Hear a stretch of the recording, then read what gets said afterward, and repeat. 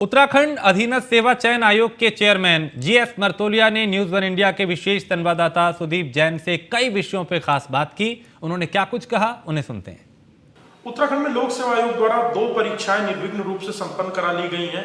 अब यूकेएसएससी में भी अगली परीक्षाओं की तैयारी चल रही है। यूकेएसएससी के चेयरमैन मर्तोलिया सर हमारे साथ हैं, इनसे बातचीत करेंगे। सर, कल आप लोगों ने दरोगा रैंकर परीक्षा को लेकर जो विवाद था उसको खत्म करते हुए परिणाम जारी कर दिया है। हालांकि आप लोगों ने 7 दिन का समय भी दिया है कि किसी को कोई आपत्ति हो तो दर्ज करा सकता है। अब इसमें आगे किस प्रकार से यूकेएसएससी आगे बढ़ रहा है? युवा बड़ी उम्मीदों से यूकेएसएससी की ओर देख रहे हैं। नहीं, सब इंस्पेक्टर रैंकर का हमने कल भेज दिया है और सप्ताह भर के अंदर सब उनका रिजल्ट फाइनल हो जाएगा। उसके बाद हम बाकी एग्ज़ाम को भी आगे बढ़ा रहे हैं। और जो सबसे महत्वपूर्ण काम हमारा है, जो 3 एग्ज़ाम हम लोगों ने दोबारा कराना है हमें, जिसमें स्नातक स्तरीय है और वन दरोगा है और सचिवालय रक्षक है।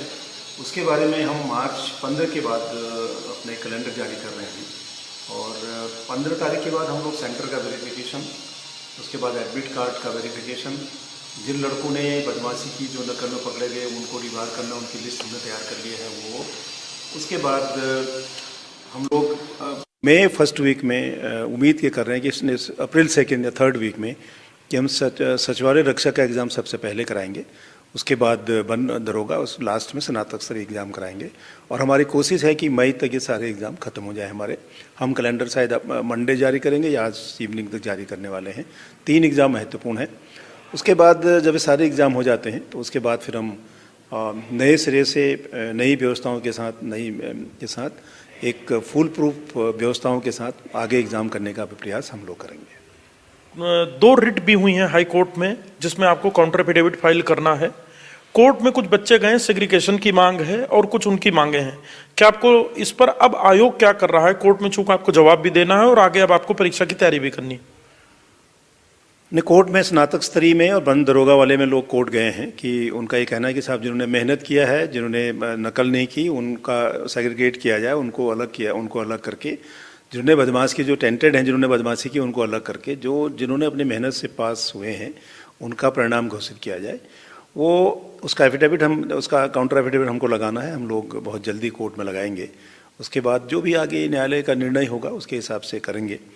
और दूसरा मेरा एक और चीज़ मैं बताऊँ कि बाकी काफ़ी युवा जो है, मैं देख रहा हूँ कि कोर्ट जाने में, अभी हमारे एलटी में भी कुछ लोग कोर्ट गए हैं, जिसमें विशेषकर फिजिकल इंस्ट्रक्टरों के बारे में कोर्ट में गए हैं। उसमें एक जानकारी हमारे पास आई है, उसका भी हम वेरीफाई कर रहे हैं कि जो लोग पहले से वहाँ काम कर रहे हैं, जो गेस्ट लेक्चर के नाम से काम कर रहे हैं, उनकी कोशिश ये है कि रिजल्ट न निकले फिजिकल इंस्ट्रक्टर का, ताकि हमारी नौकरी बनी रहे। ऐसा भी प्रयास, ऐसा हमारे संज्ञान में आया है।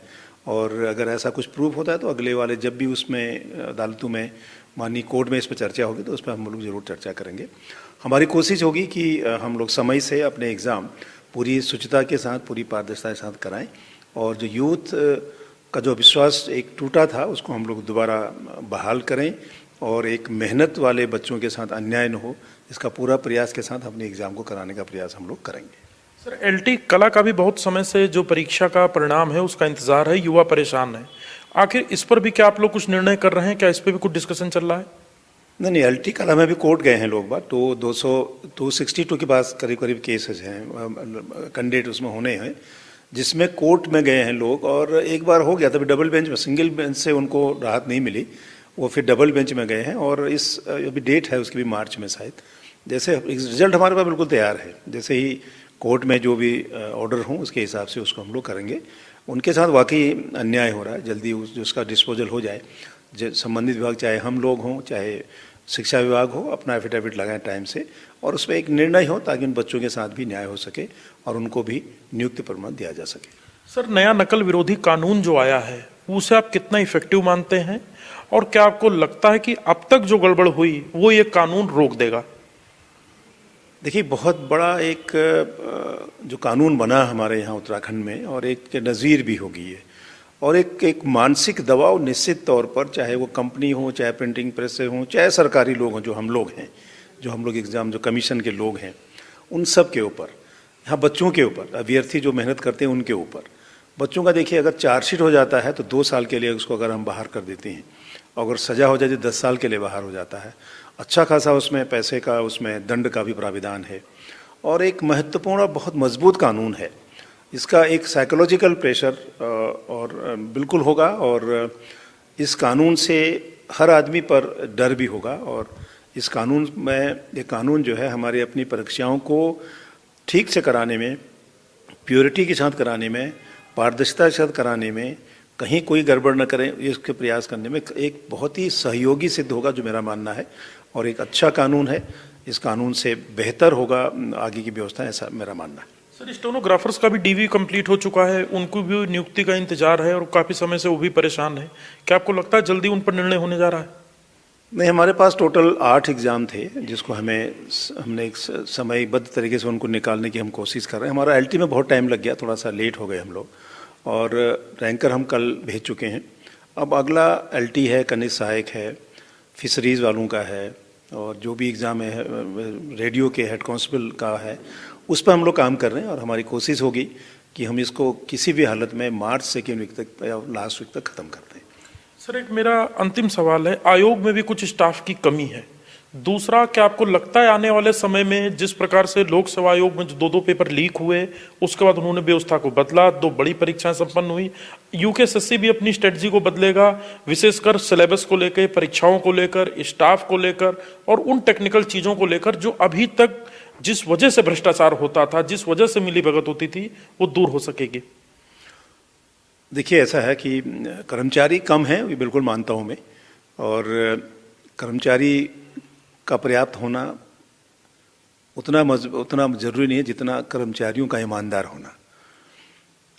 यूपीए पब्लिक सर्विस कमीशन के पेपर की बात अगर करें तो वहाँ सब अंदर के लोगों ने बदमाशी की, और हमारे यहाँ अंदर के लोगों ने बदमाशी नहीं की, लेकिन जो हमारे साथ जुड़े हुए संस्थाएं थे उनने बदमाशी की। इसलिए बहुत महत्वपूर्ण है कि हम जो अपने साथ रखें, चाहे वो बाहर आउटसोर्स करें या हमारा कर्मचारी हो, वो इतनी ईमानदारी, पारदर्शिता के साथ काम करें, तभी ये संभव होगा कि एग्ज़ाम ठीक से हो जाए। एक भी व्यवस्था, एक भी गड़बड़ कर दिया किसी तरह तो दिक्कतें होंगी। बिल्कुल हमारी कोशिश है कि बिल्कुल पारदर्शिता के साथ एग्ज़ाम हो, और जो बच्चे जितना मेहनत करें उसका उसके हिसाब से उसको फल मिले। और पूरी मेहनत करने के बाद 4 आदमी बदमाशी करते हैं, ऐसा न हो, और उससे उनका पूरे साल भर की मेहनत बेकार हो, ऐसा न हो। इसके लिए पूरे प्रयास, चाहे टेक्नोलॉजी को लेकर के हों, चाहे हम लोग अपनी व्यवस्थाओं को देकर के या अपनी स्ट्रेटेजी के हिसाब से, एक फुल प्रूफ व्यवस्था की तरफ हम बढ़ रहे हैं, और हम बहुत फुल प्रूफ तरीके से एग्ज़ाम को कराएंगे। तो आप थे यूकेएसएससी के चेयरमैन जीएस मारतोलिया जी, जिन्होंने बहुत साफ कहा है कि जो युवा मेहनत से तैयारी कर रहे हैं उनको निराश नहीं होने देंगे, और यूकेएसएससी का सिस्टम भी अब और फुल प्रूफ होगा।